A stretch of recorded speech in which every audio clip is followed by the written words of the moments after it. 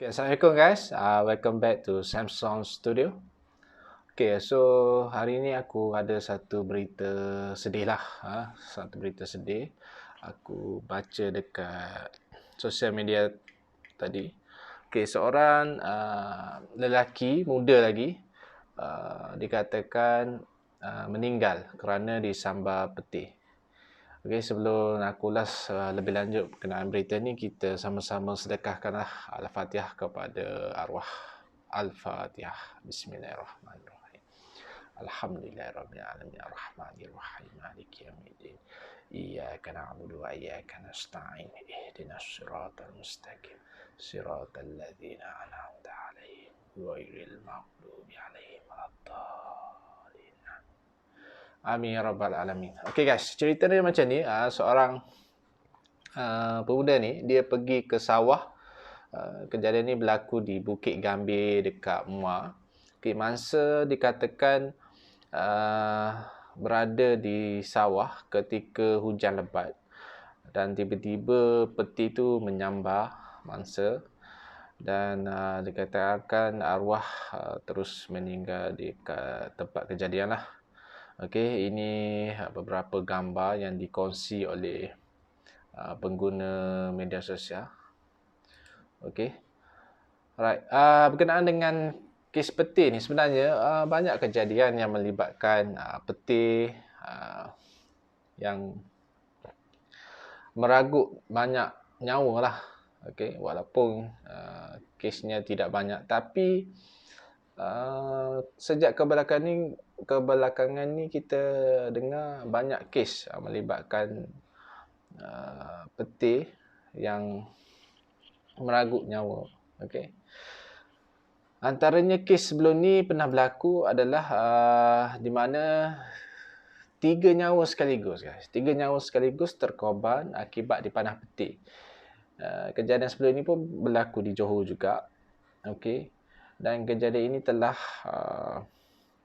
membuka mata pihak berkuasa di seluruh negara untuk menyedarkan orang awam berkenaan dengan bahayanya peti. Okey. Aku nak kongsi beberapa tips untuk sebagai kita punya prevention lah kalau korang berhadapan dengan situasi peti, mungkin korang tak sempat nak balik atau cari tempat yang selamat, korang boleh cuba amalkan beberapa langkah pencegahan ini. Okey, antaranya pertama, kalau berlaku hujan ataupun ribut peti, first korang kena hentikan semua aktiviti luar dan carilah perlindungan sebaik saja korang lihat ada awan gelap tu muncul. Okey. Peti ni dia boleh memanah korang ni walaupun awan gelap tu berada 15 km dari tempat korang. 15 km korang tengok awan yang hitam tu dari tempat korang, peti tu boleh sampai lagi dekat kita punya tempat. Okey.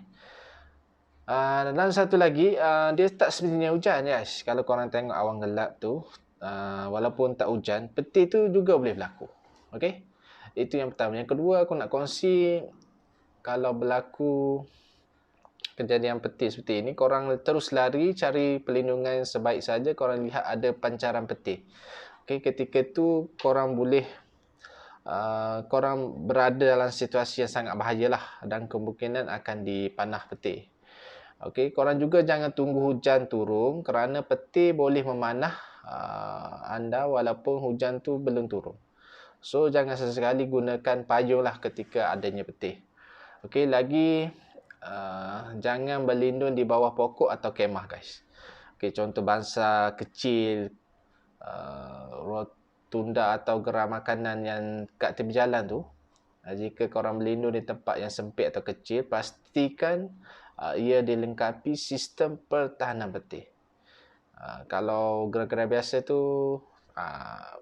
bagi nasihat aku, korang elakkan lah. Sebab dah ada kes, dia berlindung dekat pondok tu, tiba-tiba peti terus menyambar. Okay? Yang kelima, korang kena cari perlindungan dalam bangunan yang besar dan kukuh seperti rumah atau kedai, macam kenderaan, bas, van atau kereta atau struktur yang besar. macam jambatan. Lepas tu korang jangan berlengah-lengah lah di luar bangunan kerana anda mungkin akan terkena dengan panahan petir. Okay, yang keenam aku nak kongsi, kalau korang ada tempat berlindung, okay, apa nak buat? Korang segera turun dari tempat tinggi tu, macam gua, bukit atau apa-apa.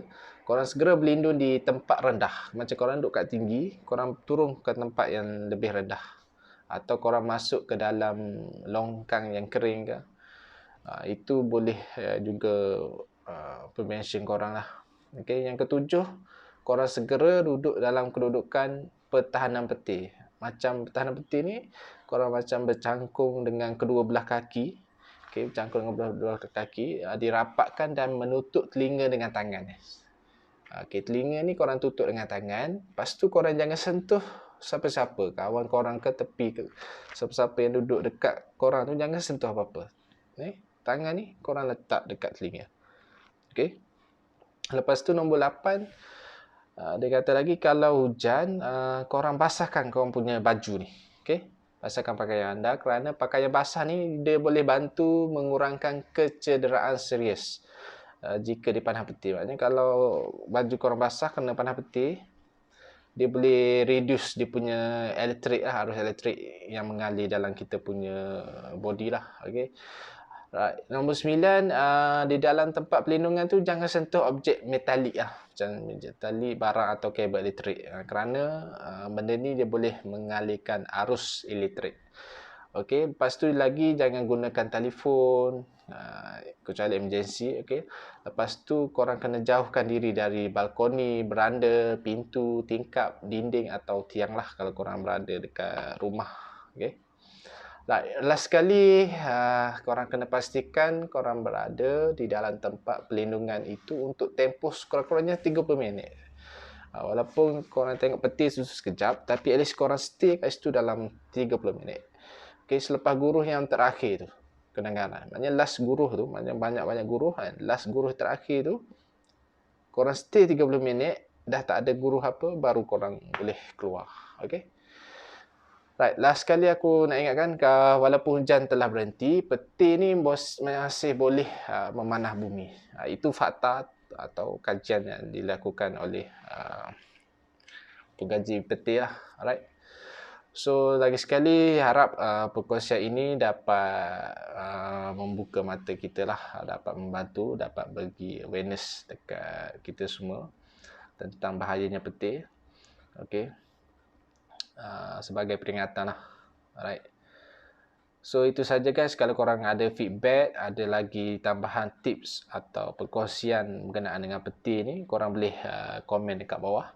Dan jangan lupa untuk subscribe, share Samsung Studio guys. So aku try to buat lagi video-video yang lebih berilmiah lah untuk korang. Okay guys. So thank you very much guys. Thank you for support me. Right. So I see you when I see you. Okay guys. Thank you. Bye.